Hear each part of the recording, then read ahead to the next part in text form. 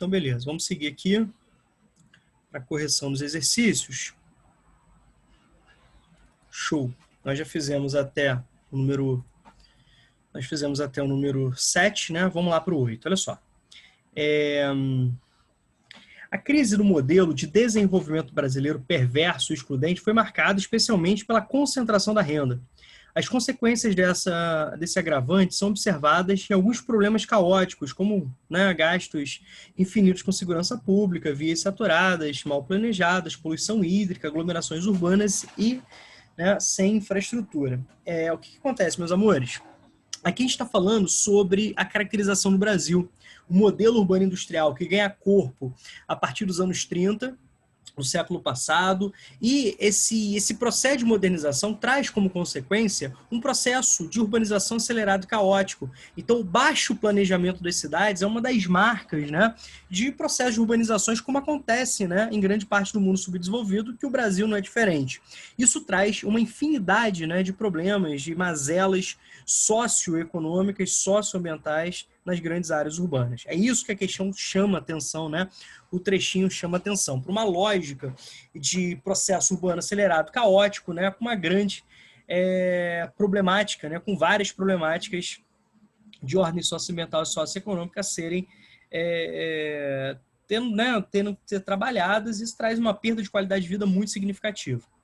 Aqui, no espaço urbano brasileiro, vem se agravando os problemas socioambientais relacionados ao modelo de desenvolvimento que configurou formas diversas de exclusão social. Então, já começa a chamar a atenção o que o texto está falando. Há um processo de apropriação do solo urbano, há um processo de disputa pelo solo urbano e gera um processo de segregação socioespacial. E a atual tendência de avanço da gentrificação em determinadas áreas, sobretudo em porções das grandes metrópoles, lembrando sempre que o processo de gentrificação é aquele processo de refuncionalização de áreas degradadas, um processo de enobrecimento urbano, que vai servir para os interesses empresariais, interesses financeiros, com uma alta especulação em determinadas áreas. Isso agrava ainda mais essa exclusão histórica. Uma ação capaz de colaborar com a solução desse problema. Então, galera, o que acontece? O Enem é uma prova que quer que você identifique o problema. Ele quer que você saiba identificar fatores explicativos que levam aquele problema, que expliquem aquele problema. O Enem quer que você também saiba as consequências.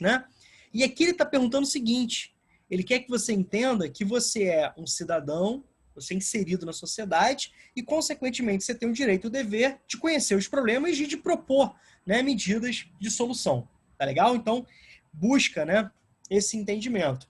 Uma questão de redação também seria bem bacana, essa temática aí num tema de redação seria bem legal também. Tá aqui, ó.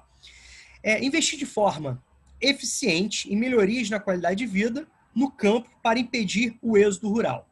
Então, o que é o êxodo rural, galera? O êxodo rural é aquela migração campo-cidade. O que nós observamos ao longo do processo? Uma modernização do campo, uma atratividade da cidade, um êxodo rural bastante intenso. Vamos entender isso. A indústria, o desenvolvimento industrial, cria a primeira atividade econômica, a indústria, a primeira atividade econômica é criar emprego em grande escala nas áreas de cidade. Ao mesmo tempo, a gente pode perceber que as modernizações não chegam apenas na cidade, mas as modernizações produtivas também chegam no campo. Há uma necessidade de você aumentar a produção de alimentos, a produção de matérias-primas, a produção de alimentos para atender essa população majoritariamente direcionada à cidade, que não vai ter onde plantar, vai se dedicar ao comércio para conseguir consumir, para ter acesso aos alimentos, e as cidades ávidas por recursos, por matérias-primas, em quantidade, em abundância, em diversidade. Então, isso gera também interesses privados. Resultado: pauperização do campo, pauperização do camponês, desemprego estrutural, E o grande direcionamento das políticas públicas para a cidade levam a esse êxodo rural. A questão está dizendo que o problema é do êxodo rural. Então, a gente tem que falar o seguinte: a culpa é do camponês que saiu do campo e foi para a cidade? Não, a culpa é de políticas públicas negligentes, Certo? Então, você impedir o êxodo rural não vai trazer melhoria das condições de vida, não vai acabar ou reduzir, minimizar a exclusão social. Integrar necessidades econômicas e sociais na formação de estratégias de planejamento para as cidades, certo? Então, reparem como a questão aqui está chamando a atenção para a lógica da sustentabilidade, onde você integra interesses, né, econômicos, interesses sociais, interesses econômicos, interesses sociais e interesses ambientais, né? A sustentabilidade está aqui. Quando a gente fala sobre a exclusão social, a gente pensa no modelo que foi basicamente relacionado aos interesses econômicos, né? Certo? Transferir as populações das favelas para as áreas não suscetíveis à erosão e outros estados, ou seja, você tira a população, né, de áreas suscetíveis a deslizamentos, a movimentos de massas, a escorregamentos, por exemplo, e manda para outro estado. Isso não é a solução, certo? Isso não vai acabar com a segregação, isso não tem relação com isso. Considerar a organização dos espaços urbanos de acordo com as condições culturais dos grupos que a ocupam. Então, a questão cultural também não tem relação direta. Obviamente, entendendo que o êxodo rural traz pessoas, né, de várias partes do globo, e com isso você tem uma miscelânea de cultura, isso é um aspecto, né, muito bacana em termos de vicissitude econômica, diversidade, de vicissitude cultural, em termos de diversidade, né, étnico-cultural. Isso é fabuloso, também não tem relações. Facilitar o assentamento de populações nas áreas fluviais urbanas, ou seja, rios, para incentivar a formação de espaços produtivos democráticos, né, áreas de transbordamento natural, né, dos rios, pelo contrário, né? Então tá aqui, ó, integrar necessidades econômicas e sociais na formação de estratégia de planejamento das cidades. Então o estatuto da cidade é importantíssimo, né? Repare como a questão aqui, ó, da sustentabilidade, ela pode ser muito bem percebida na afirmativa B. Tá claro para vocês? Tudo certo? Tudo no esquema? Podemos avançar? Alguma dúvida? Tudo tranquilo? Então vamos lá. Questão 9, tá?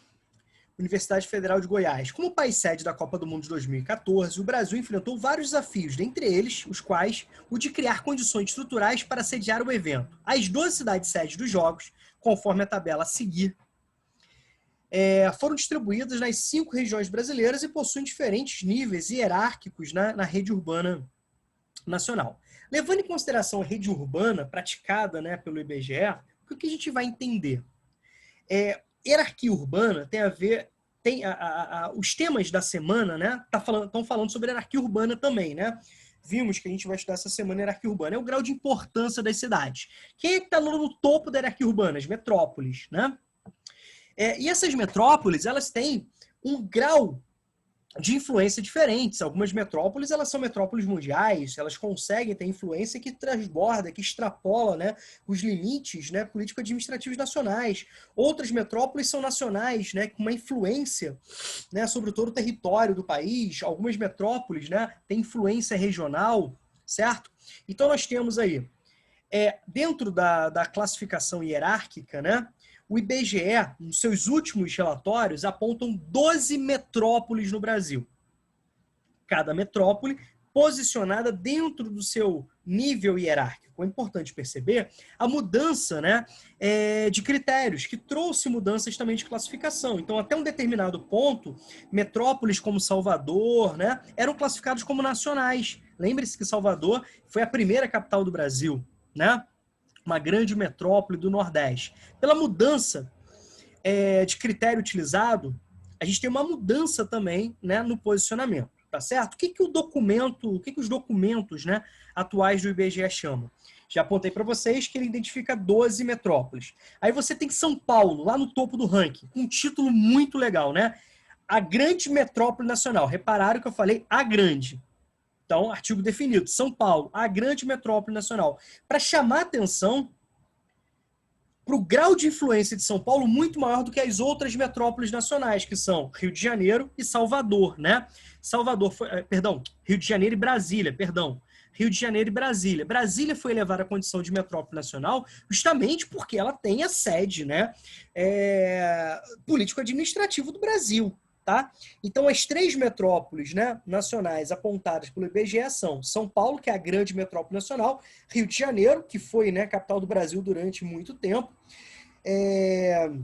do século finalzinho do século XVIII, né, até 1960 com o JK, e Brasília, tá, recentemente inserida. Então nós temos ainda 9 metrópoles, né? São 12, tiramos essas 3, nós temos 9. O que que acontece? Essas 9 metrópoles, elas passam a ser chamadas apenas de metrópoles, né? O IBGE não utiliza no seu documento a nomenclatura metrópole regional, tá? Então nós temos 2 no norte, tá? Que é Manaus, tá? Como está sendo representado aqui, ó. Beleza? E Belém. Havia até uma disputa, né, entre Manaus e Belém, quem seria a sede da Copa do Mundo. Belém com dinamismo até maior em termos de certas influências, né? Certo? Mas Manaus, inclusive, sede de algumas grandes patrocinadoras da FIFA, tá? Ganhou essa brincadeira. Então nós temos aí, das 9, né? Tiramos Belém, tiramos Manaus. Então nós temos 7, tá? Tiramos, né, uma no Sudeste, que é Belo Horizonte, como está representado aí. Tudo bem? Então nós temos 6. Tiramos, né, uma no Centro-Oeste, tá? Tiramos uma no Centro-Oeste, beleza? Que é Goiânia, beleza? Tiramos Goiânia, que não está representada aí. Nós temos 3 no Nordeste, Salvador, Fortaleza e Recife. Todas elas estão representadas aí. Fortaleza, Salvador e Recife, tá legal? Sobraram 2, que são, né, as 2 metrópoles, né, do sul do Brasil, tá bom? Nós temos Curitiba, né, capital do Paraná, e nós temos Porto Alegre, capital do Rio Grande do Sul. Então, Curitiba e Porto Alegre também representadas aqui. Tá legal? Então, a questão fala sobre isso. Lembrando sempre que São Paulo, ó, é uma mega cidade, que é um aglomerado com mais de 10 milhões de habitantes, né? Certo? Considerando a rede urbana nacional, é bom falar também que São Paulo, é sempre bom lembrar que São Paulo e Rio de Janeiro são metrópoles, né, mundiais, são cidades globais, certo? Considerando a rede urbana nacional e os dados apresentados na tabela, conclui-se que a maior parte dos jogos da Copa ocorreram em metrópoles, certo? Regionais, beleza? Aconteceram em metrópoles regionais. Dentro dessa hierarquia clássica, né, nós temos metrópoles nacionais, metrópoles regionais, centros regionais, cidades locais e vilas, tá bom? Então, como a gente pode perceber, nós temos as metrópoles regionais que funcionam como polo de variados centros regionais menores com importância na sua região de origem, como está falando aqui na B, certo? Se a gente pegar aqui, ó, deixa eu pegar aqui a canetinha.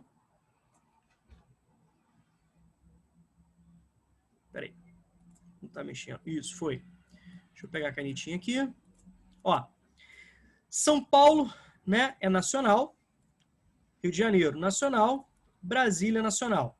Beleza? Aí nós temos como representantes, né, da antiga nomenclatura de metrópole regional Salvador, Fortaleza, Belo Horizonte, Manaus, Curitiba, Recife, Porto Alegre. Então nós temos 1, 2, 3, 4, 5, 6, 7 das 12.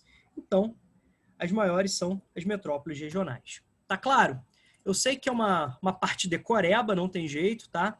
O pessoal que vai fazer medicina particular, cuidado com isso, porque cai, né?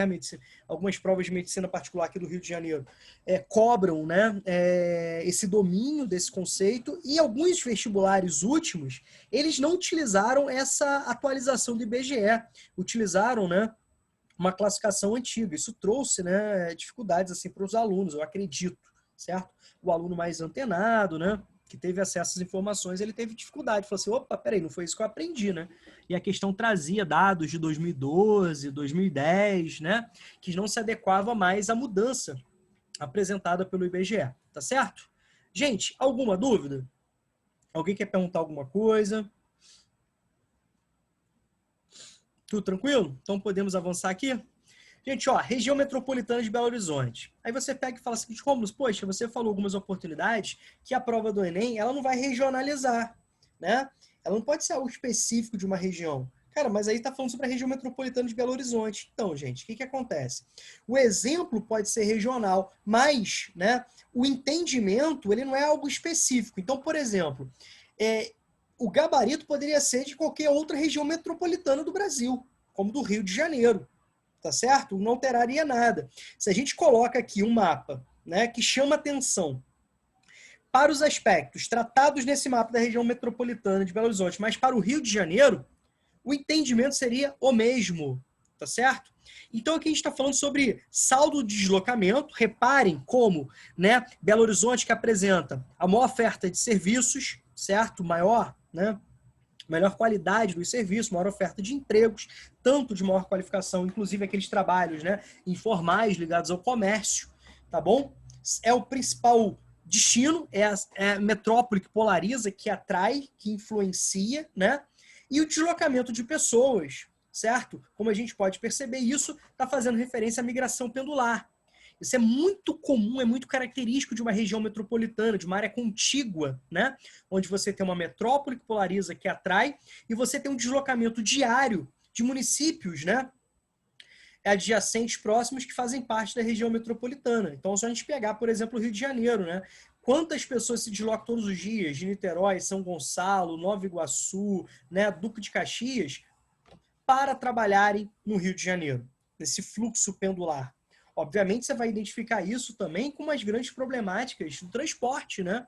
Transportes extremamente caros, de péssima qualidade, com deslocamentos assim que demoram horas. Muitas das vezes a trabalhadora precisa pegar mais uma condução, tá? E com isso passando horas do seu dia nesse translado aí, trabalho, casa, trabalho, tanto, né? Horas indo como horas retornando para o seu lar. Tudo bem? Indo ao trabalho e retornando ao seu lar. Certo? O fluxo migratório representado está associado ao processo de. O fluxo migratório, então, a migração pendular. Tá legal? Fuga de áreas degradadas, inversão da hierarquia urbana, busca, né, por amenidades ambientais, conurbação entre municípios contíguos, desconcentração dos investimentos produtivos. Então, gente, ó, conurbação, áreas contíguas, tá? É uma característica de uma região metropolitana.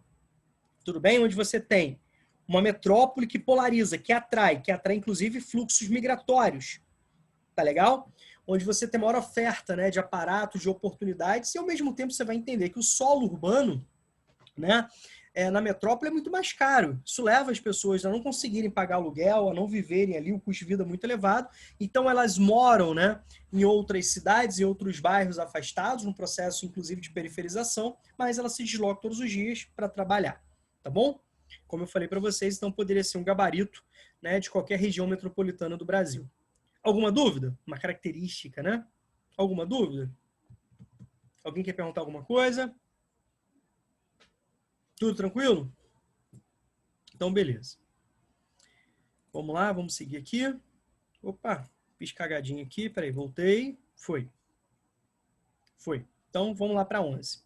Violência é a tarifa, né? Fazendo referência às manifestações aí que eclodiram no Brasil em 2013, no primeiro semestre de 2013, que teve como estopim aumento das tarifas do transporte público.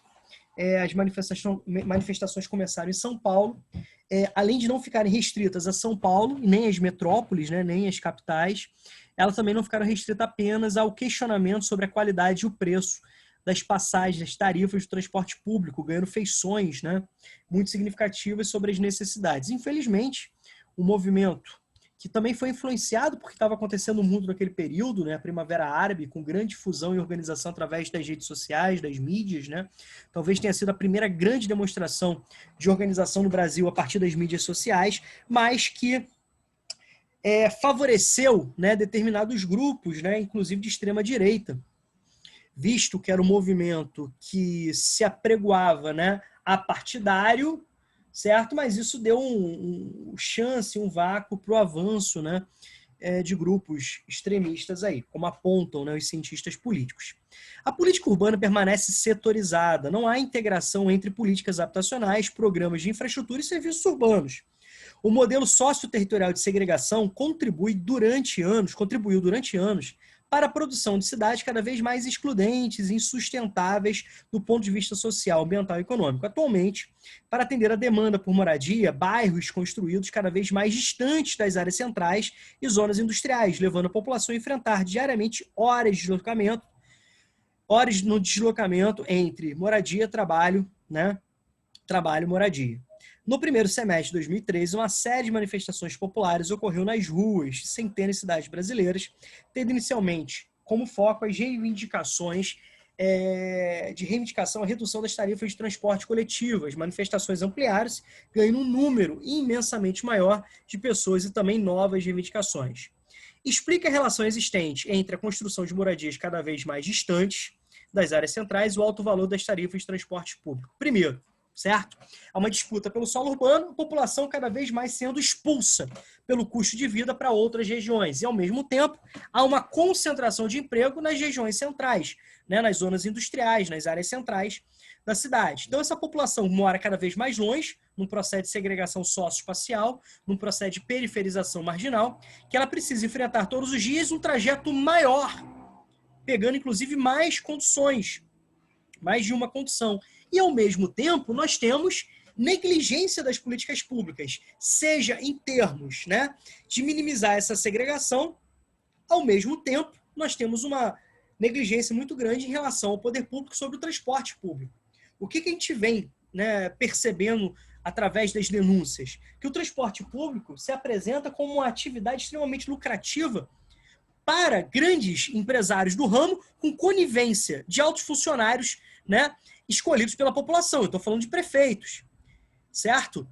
Então, por exemplo, o estado do Rio de Janeiro, São Paulo, Rio de Janeiro, a relação, né,